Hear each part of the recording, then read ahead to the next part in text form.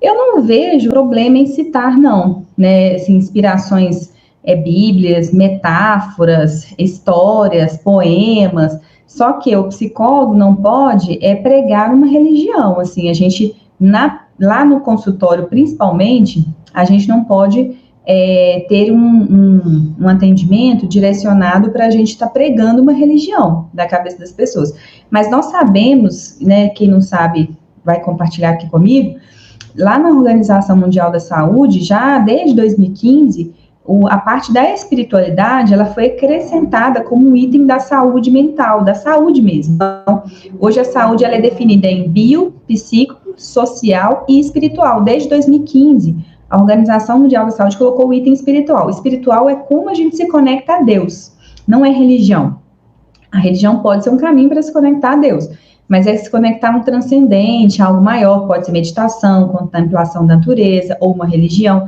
E aí, como que o psicólogo pode trabalhar isso? Inclusive, se vocês entrarem no Conselho de Psicologia, da região de vocês vão ver uns artigos, aqui em Minas tem muitos artigos, falando do impacto da saúde mental, da espiritualidade na saúde mental. E aí lá fala várias formas, né, de campos de estudos, o quanto que as pessoas conectadas a algo maior, a uma espiritualidade, o quanto eles têm menos depressão, o quanto eles usam menos droga. Então, tem muitas pesquisas sobre isso. Então, o que o psicólogo tem que fazer, por exemplo, na psicoterapia? Entender a COP religiosa, se esse paciente ele tem alguma religião, se ele frequenta, como que ele se comporta ali em relação à religião dele, mas a gente nunca direcionar ele, olha, faça essa religião minha, vai para o meu caminho. Não, a gente entende a religião dele, e aí você mostra para ele a importância dele continuar nessa prática religiosa, porque aquilo aumenta a esperança, aumenta a saúde mental dele, previne, né, outras questões também. Então, assim, a gente incentivar ele a continuar naquela prática religiosa dele, se aquilo é importante para ele, que é o campo espiritual.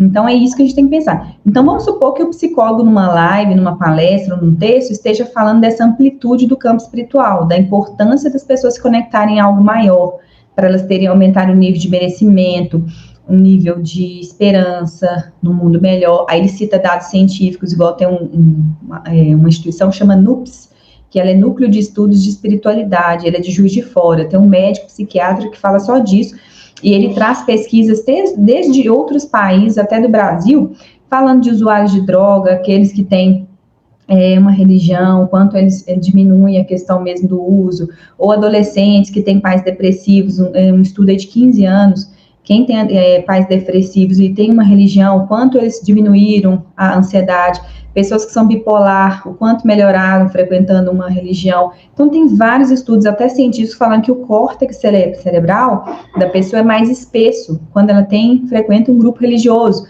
por causa da questão da associação da depressão. Então, é um assunto que você pode trabalhar dessa forma, de forma científica, mostrando o campo de estudo, e se for um termo bíblico que você está exemplificando algo, por exemplo, às vezes eu falo assim, gente, dai e recebereis, eu falo nas lives, porque a reciprocidade, quando você está nas mídias sociais produzindo conteúdos, as pessoas têm um atalho que chama reciprocidade, quanto mais você dá, mais você recebe, por isso você tem que fazer de coração, eu faço essa live aqui de coração, querendo ajudar, mas ao mesmo tempo as pessoas se conectam comigo, nossa, ela tem um conteúdo legal, eu vou assistir a Semana Empreender com o propósito dela, que é gratuito, que vai ser no dia 2/11, o conteúdo dela tá me ajudando, eu vou continuar assim, então as pessoas começam a me acompanhar, vou no Instagram ver o que ela tá postando, quando tiver live eu quero saber, eu vou chamar outras colegas, então isso gera uma reciprocidade.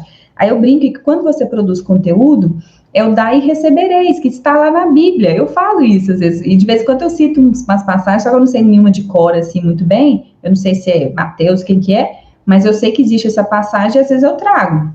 Então, a gente exemplifica com a linguagem que o público utiliza, né? A gente vê se o público, por exemplo, a maioria sabe de uma passagem bíblica, então quando eu falo isso, eu conecto com o público, ele tá, realmente, aquela passagem fala disso. Então, as pessoas vão tendo concretude, que é outro assunto desse livro aqui, eu vou mostrar a capa para vocês, não precisa de comprar, não, mas ele chama Ideias que Colam. É um livro muito legal, fácil a leitura, e ele fala da concretude. Então, se você trouxer metáfora, alguma coisa do seu dia a dia, do dia a dia da pessoa, igual um trecho bíblico, alguma coisa que essa pessoa consegue ver aquilo ali na prática, ela consegue absorver mais o conhecimento, não fica só no campo das ideias. Então, quando a gente vai escrever também, a gente tem que trazer essa realidade. Às vezes, dá um exemplo de um pai, se você está escrevendo para pais, um exemplo de um pai que teve aquela dificuldade, como é que ele superou e tudo mais. A Kênia está falando no estágio dela hospitalar, os pacientes traziam questões espirituais, e trazem mesmo, isso se chama cópia religiosa. Então, essa cópia religiosa, a gente tem que entender, tem que abordar, sim, saber como que ele funciona, como que é essa religião dele, né, o que que ela estimula, quais são as crenças dele, saber se ele tem muito medo da religião, medo de alguma reprovação. Isso tudo mostra para a gente como que ele funciona, né, como que ele cria vínculos, como que ele é, o que ele aprova, o que ele reprova, o que ele tem medo, o que ele não tem medo, quais são os valores dele. Então, a gente vai trabalhando na psicoterapia a partir de saber, do momento que a gente sabe ali como que ele pensa, como que ele existe, e incentivando mesmo ele continuar. Tem muitas pessoas deprimidas que abandonam Deus, e elas falam assim, não, Deus não está me ajudando, não, eu vou abandonar aquela religião, vou abandonar Deus, e às vezes a pessoa está com ideias suicidas e tudo mais, e aí quando a gente faz aquela roda da vida, hoje eu falei da abordagem da psicologia positiva, e a roda da vida, que são várias dimensões da vida do ser humano, a psicologia positiva usa muito ela. E quando você pergunta para a pessoa do campo espiritual, normalmente ela fala assim, eu tô de mal com Deus, porque minha vida tá toda ruim, nada dá certo. E aí quando você estimula aquela pessoa perguntando assim, mas qual religião você tinha? Eu era de tal religião. Aí eu falei assim, e como que era na época que você frequentava? Nossa, era muito bom, porque eu tinha amigos, eu participava do grupo lá, eu ajudava, fazia caridade, eu me sentia pertencente àquele grupo. A pessoa começa a falar, até brilha os olhos dela. Aí você pode despertar nela, às vezes, uma vontade, né, se ela tiver uma vontade de retomar. Fala assim, olha, você percebeu o tanto que você falou, né, com os olhos brilhando aí da sua religião, dos vínculos que você tinha lá, será que não era importante você retomar esse contato agora? Mas é pandemia, mas a sua religião não tem alguma questão online, algum grupo que eles estão fazendo online, você pode voltar a se aproximar.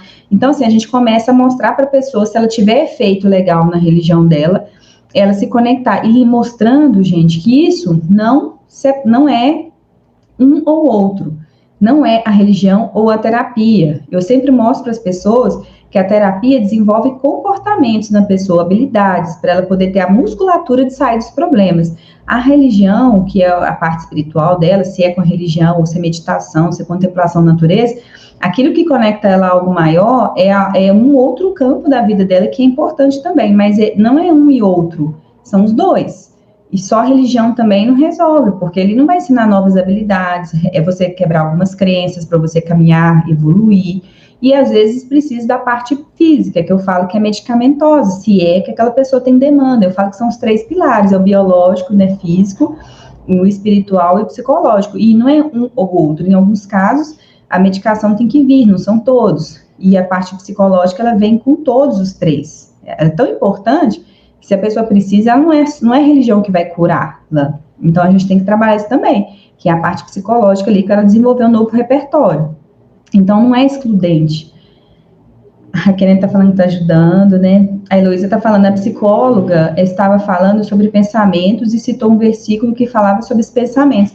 Eu acho legal, se o público dela, principalmente, é um público que trabalha e gosta desses pensamentos, a gente pode falar até de filósofos, falar de bíblicos, falar de outros sociólogos, psicólogos. Então, para exemplificar, para ficar aquele público entender melhor o que a pessoa fala, ela pode citar exemplos, sim. Você não pode ficar falando, vamos supor, você abre um conteúdo e fala, vem para minha religião, porque eu sou essa é melhor, eu sou dessa religião e é ali que salva, e você tem que vir, porque senão não sei o quê, eu não vou querer, eu só faço terapia com pessoas da religião X.